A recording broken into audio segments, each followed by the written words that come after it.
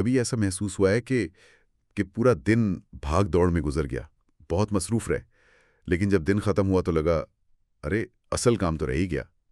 یہ ایک بہت ہی عام سا احساس ہے میرے خیال سے، کہ ہم مصروف تو بہت نظر آتے ہیں لیکن شاید اتنے نتیجہ خیز نہیں ہوتے، جیسے بہت سارے کاموں کے بیچ نہ کہیں پھنس سے گئے ہوں۔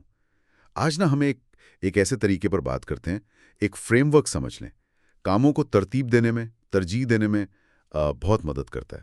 اسے کہتے ہیں آئزن ہاور میٹرکس، اور اس کا نام امریکہ کے 34ویں صدر ڈوائٹ ڈی آئزن ہاور سے منسوب ہے۔ وہ صرف صدر ہی نہیں تھے، دوسری جنگ عظیم میں وہ اتحادی افواج کے سپریم کمانڈر بھی رہیں، ایک انتہائی منظم اور بہت مؤثر رہنما۔ انہوں نے انٹرسٹیٹ ہائی وے سسٹم، ناسا، ڈارپا جیسے بڑے بڑے منصوبے شروع کیے۔ تو سوال یہ پیدا ہوتا ہے کہ اتنے زیادہ دباؤ میں وہ اپنی ترجیحات کیسے طے کرتے ہوں گے؟ ان کا کوئی خفیہ ہتھیار تھا کیا؟ بالکل، اور وہ خفیہ ہتھیار جو تھا نا، وہ اصل میں سوچ کا ایک بہت ہی سادہ لیکن بہت طاقتور انداز تھا۔ آج ہم اسی آئزن ہاور میٹرکس کی تھوڑی گہرائی میں بات کریں گے۔ ہمارا مقصد یہ سمجھنا ہے کہ یہ ہمیں کیسے سکھاتا ہے کہ بھئی جو واقعی اہم کام ہے ان پر توجہ کیسے دی جائے، اور اس چیز سے کیسے بچا جائے جسے اکثر فوری کاموں کا جال یا ارجنسی ٹریپ کہتے ہیں۔ ایک ایسا جال جس میں مجھے لگتا ہے ہم سب کبھی نہ کبھی ضرور پھنس جاتے ہیں۔ ہاں وہ تو ہے، اور اس گفتگو کے لیے ہم نے مختلف ذرائع سے معلومات اکٹھی کی ہیں، جیسے ٹوڈوئسٹ ہے، جیمز کلیئر، اسانا، ان کے مضامین ہیں، سلیب اور بیٹر اپ کے کچھ تجزیے بھی دیکھے ہیں اور کچھ ویڈیوز بھی۔ تو آئیے دیکھتے ہیں کہ یہ میٹرکس ہماری روزمرہ کی جو بھاگ دوڑ میں اس میں کیسے کام آ سکتا ہے۔ سب سے بڑا چیلنج جو ہے جس کا آئزن ہاور نے بھی ذکر کیا، وہ ہے فوری اور اہم کاموں کے درمیان فرق کرنا۔ ان کا ایک مشہور قول ہے، وہ کسی یونیورسٹی صدر سے منسوب کرتے تھے، کہتے تھے کہ میرے پاس 2 طرح کے مسائل ہیں، فوری اور اہم۔ جو فوری ہیں وہ اہم نہیں ہوتے، اور جو اہم ہیں وہ کبھی فوری نہیں ہوتے۔ آج بھی یہ بات کتنی سچی لگتی ہے۔ بالکل، یہیں سے تو ساری بحث شروع ہوتی ہے۔ فوری یعنی ارجنٹ اور اہم یعنی امپورٹنٹ، ان میں فرق سمجھنا اس میٹرکس کی بالکل بنیاد ہے۔ دیکھیں، فوری کام وہ ہیں جو چیخ چیخ کر ہماری توجہ مانگتے ہیں، انہیں فوراً کرنا ضروری محسوس ہوتا ہے۔ یہ اکثر باہر سے آتے ہیں، کوئی فون بج رہا ہے، کوئی نئی ای میل آ گئی، باس نے بلا لیا، یا کوئی اچانک مسئلہ کھڑا ہو گیا، اور اگر انہیں فوراً نہ کرے نا تو لگتا ہے کہ بھئی کوئی منفی نتیجہ نکل آئے گا۔ یہ ہم سے فوری رد عمل مانگتے ہیں۔ دوسری طرف اہم کام ہیں، یہ وہ ہیں جو ہمارے لمبے عرصے کے مقاصد، ہماری جو بنیادی اقدار ہیں، یا ہماری ذاتی یا پیشہ ورانہ ترقی، ان سے جڑے ہوتے ہیں۔ یہ وہ چیزیں ہیں جو واقعی میں فرق ڈالتی ہیں۔ ان کے لیے سوچ بچار، منصوبہ بندی اور پہل کرنے کی ضرورت ہوتی ہے۔ یہ کام شاید فوراً چیخے نہ، لیکن ہماری کامیابی اور اطمینان کے لیے یہی بنیاد فراہم کرتے ہیں۔ اور ایک بات اور جو میل مین کے مضمون میں بھی تھی، کہ اہمیت ہر شخص کے لیے تھوڑی مختلف ہو سکتی ہے، مطلب ان کے اپنے مقاصد اور اقدار پر منحصر ہے۔ اچھا، تو یہ فرق تو سمجھ آ گیا۔ فوری مطلب جو ابھی کرنا ہے، اہم مطلب جو مستقبل کے لیے ضروری ہے۔ لیکن پھر بھی ہم اکثر ان فوری مگر شاید غیر اہم کاموں میں کیوں الجھ جاتے ہیں؟ یہیں وہ ایک دلچسپ نفسیاتی چیز آتی ہے جسے ٹوڈوئسٹ کے مضمون اور ویڈیو میں صرف فوریت کا اثر یا میئر ارجنسی ایفیکٹ کہا گیا ہے۔ تحقیق یہ بتاتی ہے کہ لوگ اکثر ان کاموں کو پہلے کرتے ہیں جن کی کوئی ڈیڈ لائن قریب ہو، چاہے وہ کم اہم ہی کیوں نہ ہو۔ ان کاموں پر ترجیح دے دیتے ہیں جو زیادہ فائدہ مند تو ہیں، مگر ان کی کوئی فوری ڈیڈ لائن نہیں۔ خاص طور پر جب ہم خود کو مصروف محسوس کر رہے ہوں تو ہمارا دماغ وقت کی قید والے کاموں کی طرف زیادہ کھنچتا ہے نا؟ صحیح ہے، یہ ایک طرح کا ذہنی شارٹ کٹ ہے۔ ہم محسوس کرتے ہیں کہ وقت تیزی سے گزر رہا ہے، تو جو کام جلدی ختم ہوتا نظر آتا ہے اسے پہلے کر لیتے ہیں، چاہے اس کا لمبا فائدہ کم ہی کیوں نہ ہو۔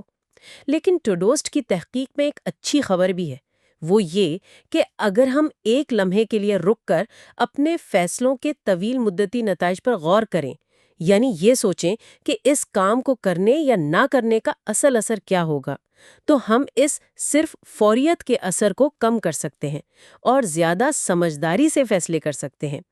اور آئزن ہاور میٹرکس جو ہے وہ اسی غور و فکر کا ایک منظم طریقہ ہے۔ تو آئیے اب خود اس میٹرکس کو دیکھتے ہیں۔ یہ بہت ہی سادہ ہے۔ تصور کریں ایک چوکور خانہ ہے۔ اسے 2 لکیروں سے 4 برابر حصوں میں تقسیم کیا گیا ہے۔ ایک لکیر سمجھے محور کام کی فوریت یعنی ارجنسی کو ظاہر کرتی ہے، کم فوری سے زیادہ فوری تک۔ دوسری لکیر اس کی اہمیت یعنی امپورٹنس کو ظاہر کرتی ہے، کم اہم سے زیادہ اہم تک۔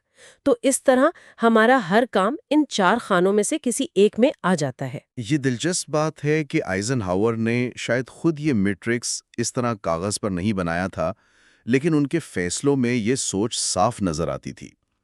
اس فریم ورک کو بعد میں اسٹیفن کووی نے اپنی مشہور کتاب the 7 habits of highly effective people اس میں پیش کر کے بہت مقبول بنایا۔ یہ بات ٹوڈوئسٹ، اسانا اور سلیب وغیرہ میں بھی لکھی ہے، اور اس میٹرکس کی بنیاد پر ہر خانے میں جو کام آتا ہے اس کے لیے ایک تجویز کردہ حکمت عملی ہے۔ پہلا خانہ ابھی کریں، ڈو، دوسرا وقت مقرر کریں، شیڈیول، تیسرا کسی اور کو دیں، ڈیلیگیٹ، اور چوتھا ختم کریں، ڈیلیٹ۔ چلیں پہلے خانے سے شروع کرتے ہیں۔ کوارڈنٹ 1، یہ وہ کام ہے جو فوری بھی ہیں اور اہم بھی، ان کو تو فوراً کرنا پڑتا ہے۔ یہ اکثر بحرانی حالات ہوتے ہیں یا ایسی ڈیڈ لائنز جو بالکل سر پر آ گئی ہوں۔ مثال کے طور پر کل جمع کروانے والا کوئی اہم پروجیکٹ ہے، کسی بڑے کلائنٹ کا کوئی فوری مسئلہ ہے جس کا حل بہت ضروری ہے، دفتر کا کمپیوٹر سسٹم اچانک بیٹھ گیا یا گھر میں پانی کا پائپ پھٹ گیا، یہ سب اسی میں آئیں گے۔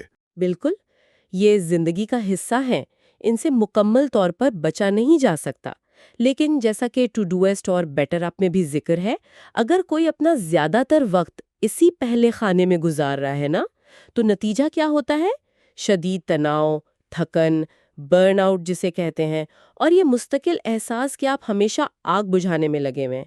یہ خانہ اکثر یا تو ہماری اپنی منصوبہ بندی کی کمی کا نتیجہ ہوتا ہے، مطلب کاموں کو ٹالتے رہنا، یا پھر واقعی کوئی غیر متوقع بیرونی واقعات ہوتے ہیں۔ یہاں مقصد یہ ہونا چاہیے کہ بہتر منصوبہ بندی کے ذریعے اس خانے میں گزارے جانے والے وقت کو کم سے کم کیا جائے۔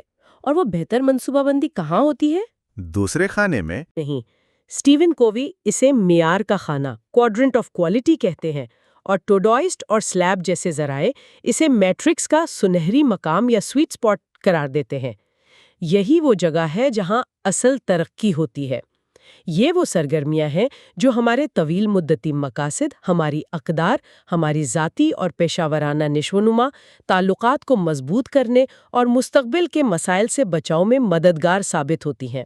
اچھا، تو اس میں کیا شامل ہو سکتا ہے؟ جیسے طویل مدتی منصوبوں کی منصوبہ بندی کرنا، یا کوئی نئی مہارت سیکھنا جس سے کیریئر میں مدد ملے، باقاعدگی سے ورزش کرنا یا صحت کا خیال رکھنا، اہم لوگوں کے ساتھ تعلقات بنانا، اپنی فیلڈ میں کیا نیا ہو رہا ہے اس سے باخبر رہنا، یا اپنی ٹیم کے لیے مستقبل کی کوئی حکمت عملی تیار کرنا، یہ سب چیزیں۔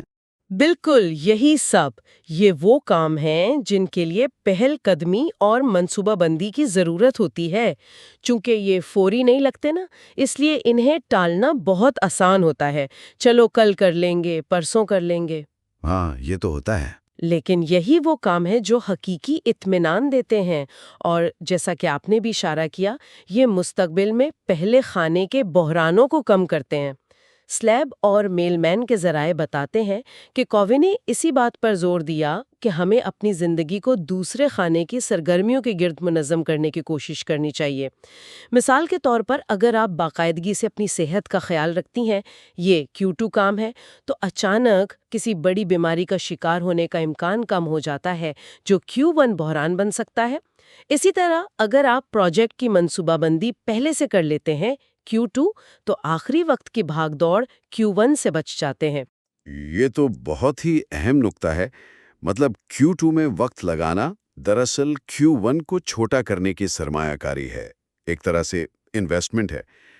اچھا، اب آتے ہیں تیسرے خانے پہ، کوارڈرنٹ 3 پر۔ یہ تھوڑا سا دھوکے باز ہو سکتا ہے نا؟ یہ وہ کام ہیں جو فوری تو ہیں مگر اہم نہیں۔ ٹوڈوئسٹ اور میل مین اسے مصروفیت کا دھوکہ دینے والا خانہ کہتے ہیں۔ یہ کام شور مچاتے ہیں، فوری توجہ مانگتے ہیں، لیکن حقیقت میں ہمارے